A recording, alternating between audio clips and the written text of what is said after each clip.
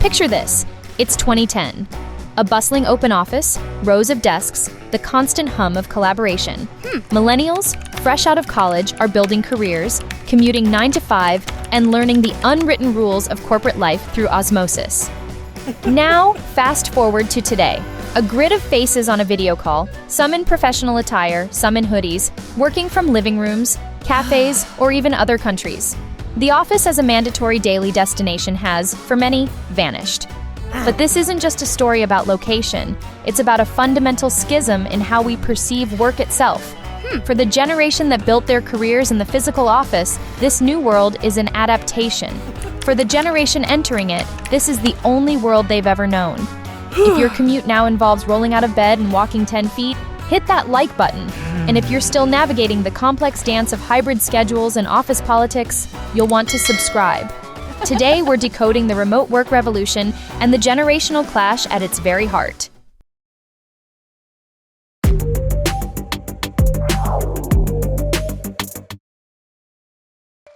The shift to remote, adaptation versus native preference. The transition to remote and hybrid work wasn't just a policy change, it was a paradigm shift that struck two key generations at vastly different points in their professional lives. This difference in timing created two fundamentally distinct mindsets: the millennial adapter versus the Gen Z native. Millennials, born roughly between 1981 and 1996, largely began their careers in the pre-2020 world of physical offices. For over a decade, they absorbed workplace culture through in-person interactions. They learned how to network by the coffee machine, build social capital during team lunches, and navigate corporate hierarchy through face-to-face meetings.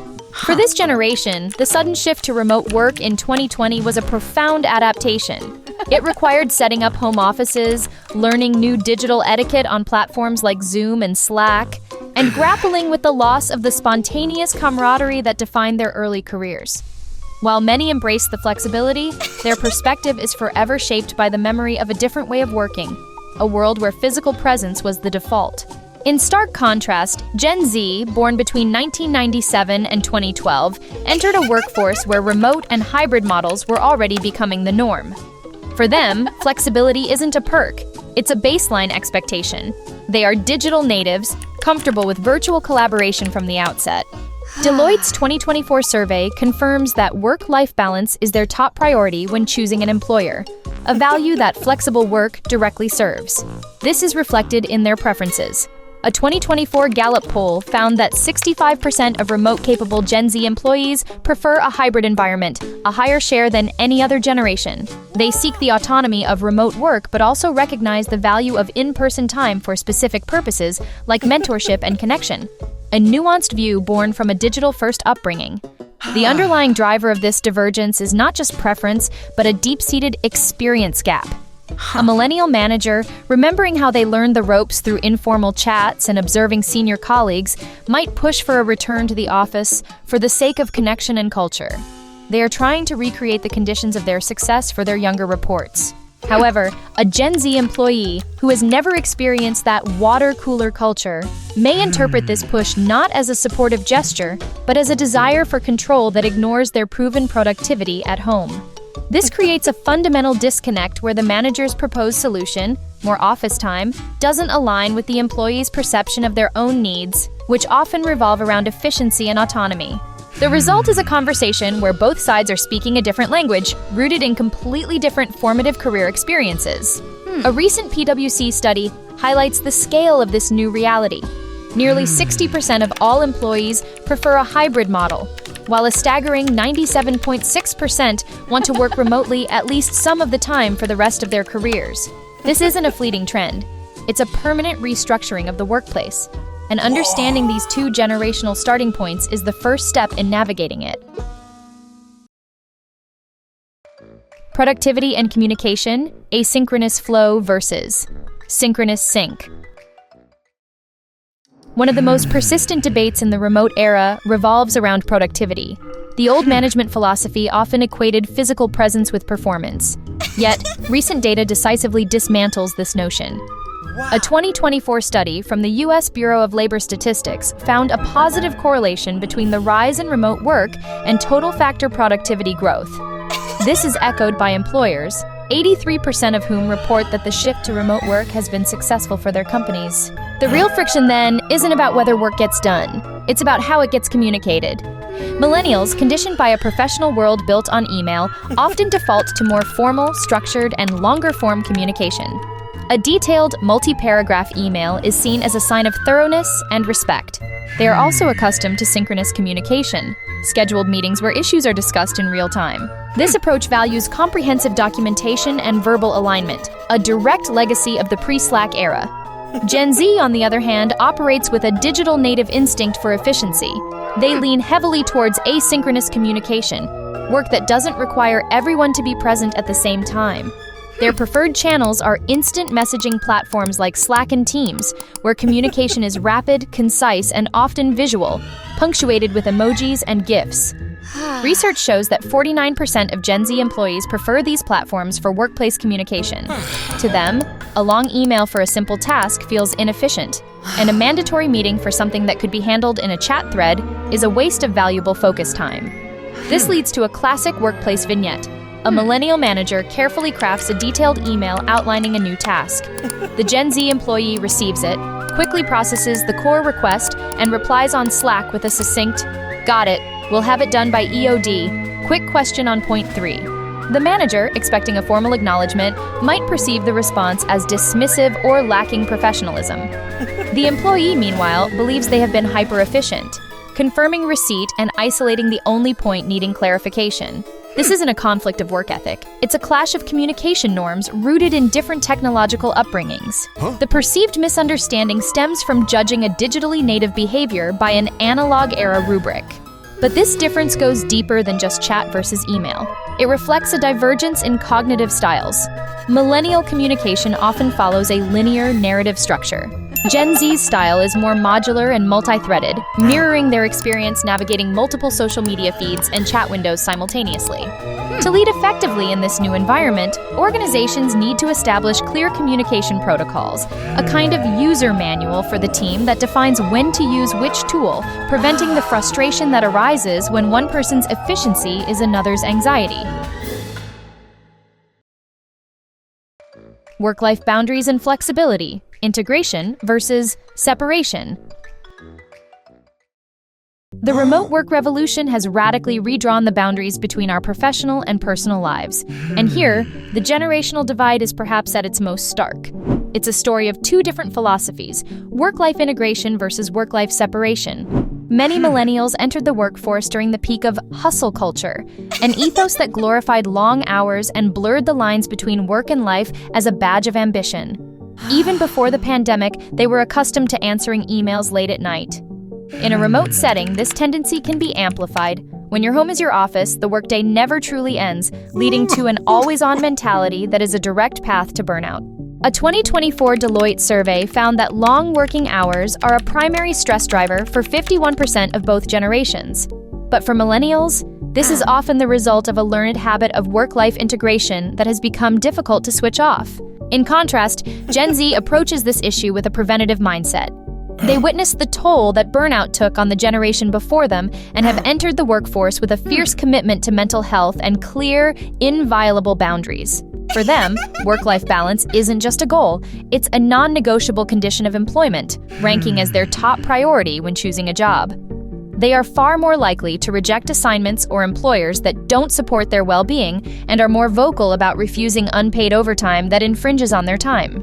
Concepts like quiet quitting are not signs of laziness, but rather a defense mechanism against the perceived exploitation of the hustle culture model. This leads to insightful, and sometimes humorous, workplace scenarios. A Gen Z employee might politely decline a 7 p.m. meeting request because it conflicts with their wellness routine, a move that might baffle a millennial manager who would have reflexively accepted. Or a Gen Z team member might openly admit to running errands during the day, confident they will make up the time later, shocking a millennial counterpart who still adheres to a rigid 9-to-5 mental clock, even when working from home. Ultimately, Gen Z's firm stance on boundaries can be seen as a rational and necessary corrective to the unsustainable model of work-life integration that defined the millennial experience. They are not rejecting hard work. They are rejecting the idea that work should consume one's entire identity. This forces companies to move beyond lip service and create policies that genuinely support employee well-being, recognizing that flexibility is not a privilege to be earned, but a fundamental right in the modern workplace. We've explored the office's new frontier, from communication clashes to the battle for balance. But where do you thrive? Are you team remote, loving the flexibility, or team office, missing the in-person buzz? Drop a for remote work or a for office life in the comments below and tell us, what's your ideal work setup? Connection and culture, virtual water cooler versus intentional touch points. In a distributed world, how do you build a team? How do you foster a sense of belonging and shared culture when you're not sharing a physical space? This is the virtual water cooler dilemma, and it reveals a crucial paradox in what younger generations need versus what they will accept. From the millennial perspective, especially for those in management, there's a tangible sense of loss. They remember the organic, spontaneous connections that built strong teams, the water cooler chats, the impromptu brainstorming sessions, the after-work drinks that forged genuine friendships. Feeling this void and concerned about team cohesion, they may try to replicate these experiences in the virtual world. This often leads to the dreaded mandatory virtual happy hour or forced team-building exercises over video call, well-intentioned efforts that aim to recapture a lost sense of camaraderie. Gen Z's experience is entirely different. Many were onboarded remotely, never meeting their teammates in person. They acutely feel the lack of direct mentorship and the difficulty of building a professional network from a bedroom office. This sense of disconnection is real and damaging. Gallup's 2024 report found that 20% of all employees experience daily loneliness, a figure that jumps to 25% for fully remote workers and is significantly higher among employees under 35. However, Gen Z are also masters of building digital communities on their own terms. They form deep connections through platforms like Discord, online gaming, and niche social media groups. As a result, they often find corporate-mandated synchronous fun to be inauthentic, awkward, and an infringement on their time. Herein lies the paradox. Gen Z craves connection, but often resists the methods traditionally used to create it. They need mentorship, but may not want to endure a daily commute to get it. This is the central challenge for leaders building a hybrid culture. The solution is not about forcing everyone back to the office, nor is it about more awkward Zoom parties. The path forward lies in shifting from assuming that connection will happen organically to designing it intentionally. This means creating a framework for connection that respects autonomy. Instead of a mandatory happy hour, it could mean creating dedicated, interest-based Slack channels where employees can opt in to socialize around shared hobbies. Instead of relying on spontaneous mentorship, it means building a structured, remote-first mentorship program that pairs junior and senior employees for regular, purposeful check-ins. It's about providing a scaffold for connection, not a cage, fostering an environment where authentic relationships can grow, no matter the distance. Conclusion. The remote work revolution has irrevocably reshaped our professional lives, and at the center of this transformation are two generations with distinctly different perspectives. For millennials, who adapted to this new world mid-career, remote work is a negotiated reality, balanced against a memory of the traditional office. For Gen Z, who entered the workforce as digital natives, flexibility is the undeniable foundation upon which a modern career is built. We've seen how these differing starting points influence everything, from communication styles, pitting millennial email formality against Gen Z's asynchronous chat, to their very definitions of work-life balance, where Gen Z's firm boundaries serve as a direct response to the burnout culture millennials endured. We've explored the paradox of connection, where Gen Z's need for mentorship clashes with their aversion to forced, in-person socializing. Neither approach is inherently better or worse. They are simply different, shaped by the unique technological, economic, and cultural currents of their time. The future of work isn't about one generation's preferences winning out over the other. It's about building a new, more intentional model of collaboration. The challenge for leaders is to create truly inclusive hybrid cultures that harness the strengths of both.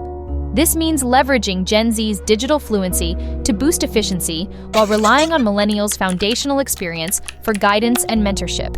It requires moving from supervision to trust and from organic connection to intentional community building.